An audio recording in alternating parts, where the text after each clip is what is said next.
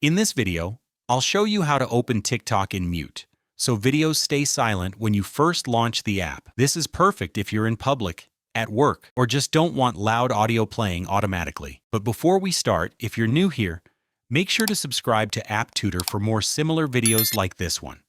The first thing which we're going to do is to open the app on our phone and then navigate over to our profile page. After this step, we'll open our settings page by tapping these three horizontal lines at the top right, then Settings and Privacy. Once you're inside the Settings and Privacy page, scroll down until you find the Playback section and tap on it.